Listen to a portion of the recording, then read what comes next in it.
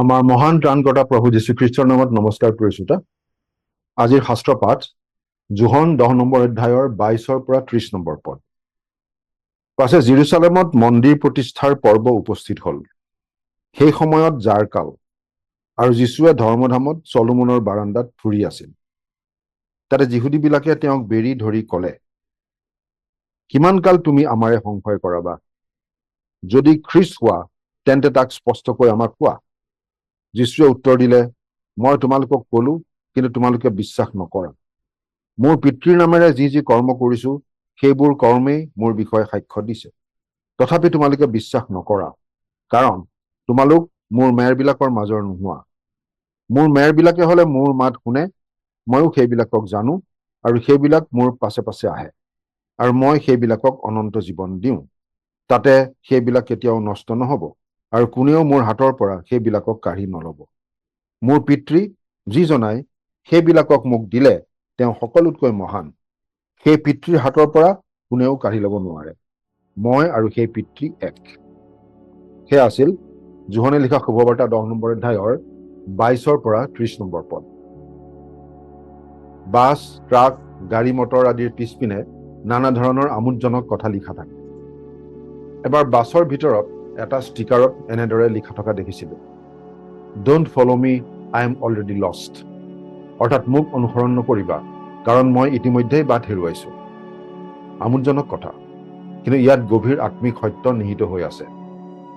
নিজে বাট হেৰুওৱা মানুহে আনক বাট দেখুৱালে দুয়ো হেৰাই থাকিব, কোনো গন্তব্যস্থান তেওঁলোকে নাপাব। সেয়ে প্ৰভু যীশুৱে কৈছিল, তেওঁবিলাক অন্ধ পথ দৰ্শক। অন্ধই অন্ধক বাট দেখুৱালে দুয়ো খাৱৈত পৰিব। মঠি 15 নম্বৰ অধ্যায়ৰ 14 নম্বৰ পদ।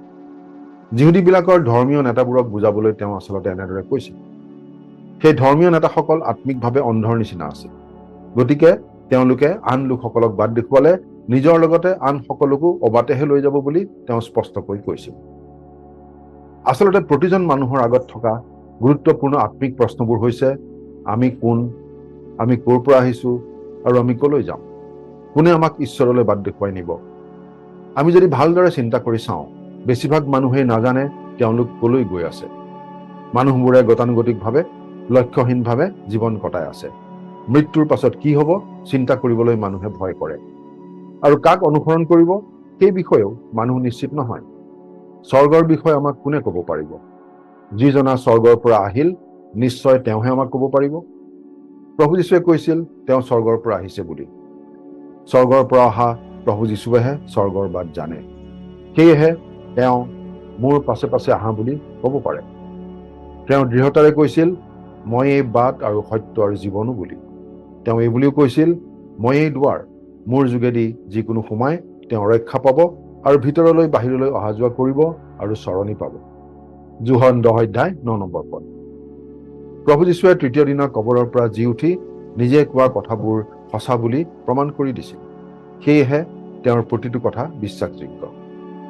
প্ৰভু যীশুক ত্ৰাণকৰ্তা বুলি গ্ৰহণ কৰা লোকে জানে তেওঁলোক কলৈ গৈ আছে। তেওঁলোকৰ জীৱন লক্ষ্যহীন নহয়। তেওঁলোকে এই জীৱনতেই লাভ কৰে মৃত্যুৰ পাছৰ অনন্ত জীৱনৰ নিশ্চয়তা, আৰু এই জীৱনটো উপভোগ কৰিব পাৰে প্ৰকৃত অৰ্থত আশীৰ্বাদপূৰ্ণ জীৱন হিচাপে। প্ৰাৰ্থনা কৰিম।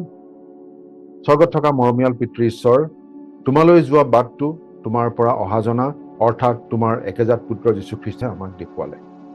আমি যেন কোনেও সেই পৰিত্ৰাণ অৱহেলা নকৰিম, আমাক এনে আশীৰ্বাদ কৰা।